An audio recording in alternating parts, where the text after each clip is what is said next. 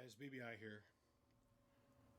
I want to stop and say thanks for tuning in and checking out whatever the video is about that's about ready to come up next. If you could take a minute and hit subscribe, I'd greatly appreciate it. And if you enjoy what you've seen here, make sure to hit the like button. We'd greatly appreciate your support. Anyhow, guys, all that aside, let's get on with the show.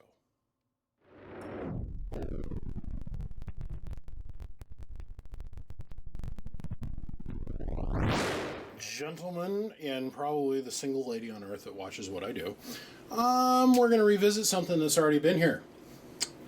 Hey Skid, I know you told me it wasn't necessary that I shoot a video for this, but in all fairness and transparency, I am going to shoot a video for this. So, my friend Skid, I just rebuilt this box for him. It's an X-Force 2x8. This looks familiar. Yeah, looks familiar to me. He got his amp back, and he's running it. He calls me, he goes, man, I had a problem. So what's going on? He goes, man, I had it arc over. So what happened? He had it arc over. This is the PL259 that was in the back of his amplifier here. That was white at one point. And it flashed completely over on the inside of the connector. And yeah, he was kind enough to send me the jumper that was plugged into it. And it also shows the beautiful scar marks of flashing over. Focus, you okay.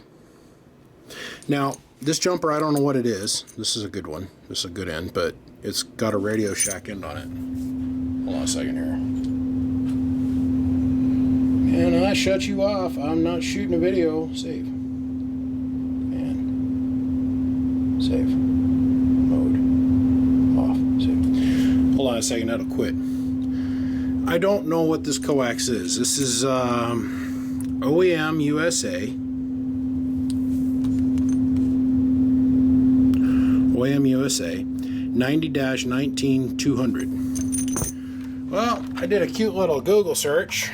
And apparently this ham guy, W9GB, who I'm sure is a very recognized ham on the message forums things here, says he's got a 75 foot of it. It appears to be 213 underneath a different brand. There's 3 or 4 different threads that all kind of point to the same kind of data. So to me, that's not admissible for anything. So what we've done is I went ahead and I used actual Amphenol coax connectors, good ones. The good ones, not straight from China Schmoo, but the actual one you have to cut them out of the bag individually, and it says stamped Amphenol on it. See it? Check it out. Oop, focus. Focus. There you go. Amphenol. And if we look at the data print that's on this, this is Advanced Digital Ink, RG213U, mil spec, okay, UR, AWN, American Wire Manufacturing, style 13505, or 11354, and on, and then we have a foot marker. So this was pulled off a spool at foot number 791,504 feet. Gentlemen, you got to give me a break. This has been a long last 2 weeks. I've got no less than 8 different videos in production right now that are, the amps are either I'm waiting for parts, or I've got to figure out what's going on with that, or I've got this going on, or I got to add this one little part that I don't have yet that goes into here that does, and I've got, my brain is like super scattered. I have had in the last week, last 2 weeks, I've had 5 different family members here from all over the place. I've had 2 of my closest friends come and stay with me for a couple days at a time. I've had my wedding anniversary, and today was my child's 13th birthday. It has been busy. Plus we had to register for school and everything today. My brain is a train wreck, but I wanted to get this done. My friend Skid, his kid's in town, and he's coming by to pick this thing up. It's been sitting here waiting for me to touch it now for like 4.5, 5 months, at the minimum 5 months. And I'm running way behind on everything. I've had so much stuff going on. So I'm just trying. So please bear with me. I'm sorry. I'm just a little bit not on the smooth output of my speech as normal. But what it ended up doing is when it blew this connector. Now, it's a brand new Amphenol Teflon, pure Teflon center conductor. Brand new fitting that we put in there. It ended up popping, let's see, this transistor here. And that transistor down there, which are right here. Boop, boop, boop, boop. And then, of course, the final resistor was popped. See, now, Skid's the kind of guy that actually runs meters. So when it popped, arced over, he quit using it. Just shut it down. So there's a problem. I'm going to send it back to BBI. He'll figure it out. Which is the smartest way to handle things. If you see your watts fall off, stop keying it. Because the more you key it, the more damage you're going to cause. That's the reason that the resistors are in here on each one of these points, is to help suck up the imbalance that happens. The one transistor failed, the other transistor failed, boom, got imbalance. The resistors did their job. They protected all the other transistors in the circuit. When it arced over here, most of that energy got absorbed into this 100 ohm resistor here. And it cracked this sucker clean in, and I mean clean in half. Focus, you. I love Sony. I love Sony. That's what we're filming on right now, is a Sony high definition 4K Ultra freaking XDR and professional camera. Just takes a minute on the focus. So replace the two transistors, replace the one resistor, and then I went over here and I started playing with the key-in relay. The key-in transistor was blown out. Apparently there was some kind of signal that was shock loaded back through the circuit, and it blew this key-in transistor up from when I repaired it in the first video. I went ahead and replaced the snubbing diode, which is down here, right down in there. There's that little tiny diode that's there. It's your snubber diode, and what that does is it snubs the electrical field.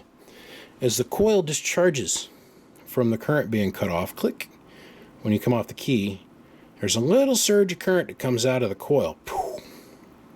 Okay, I could spend a half an hour explaining to you how that works, or you guys could just Google it, coil discharge properties, and it all has to do with the inrush of flow of current versus its.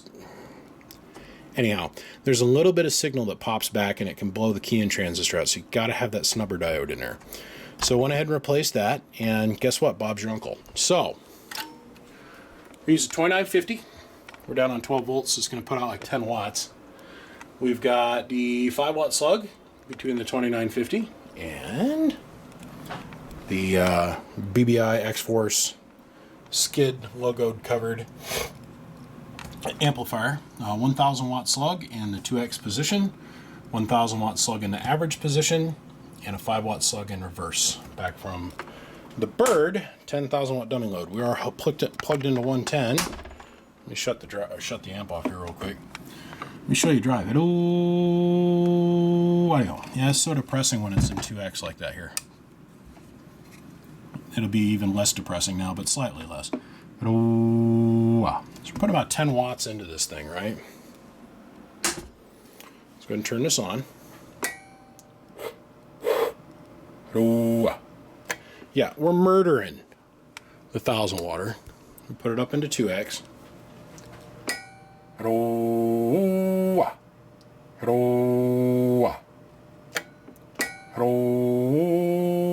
About 600 Bird, and we're building about 2200 watts of power.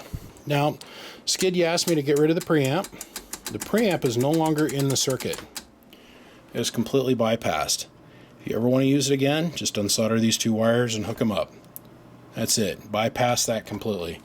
Now, you told me to get rid of the sideband delay. That's this capacitor here. And what I decided to do is I just thought I'd leave it. Doesn't harm nobody. All that does is going to give you a little bit of delay. You can use that for a low key in radio, like something that keys less than a half a watt. So, reach down here. Ooh, don't. Let's turn the voltage up on a radio. We'll put about 20 watts of drive into it. Now we're going to pin that sucker over in a corner. Ro. Okay. Input tune is nice and low. Ro.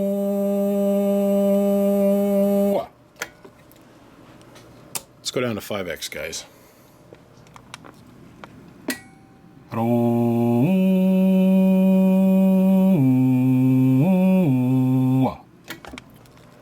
23, 2200 in peak power. And 600 to 700 bird. Just like that. So, on that note, I'm going to say, Skid, you're done, buddy. I'm going to put the tin on it. I'm going to run it over to your kid, and it's going to be on its way home, and I'm looking forward to seeing what we're working on next for you, my friend, because I know I got to pick a couple up. Gentlemen, my name is BBI. If you have any questions or anything I can do for you, call this number right here. Check us out, www.bbiamps.com.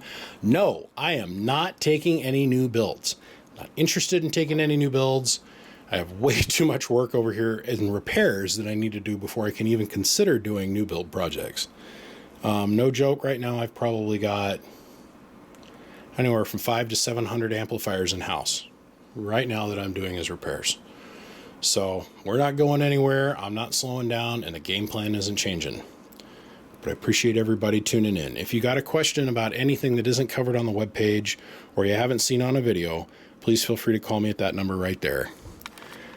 Come check us out. www.bbiamps.com, Facebook, Twitter, Snapchat, Instagram, and right here on the YouTube Gargler. If you like what you've seen, make us both feel better about things and click the thumbs up. I appreciate the support.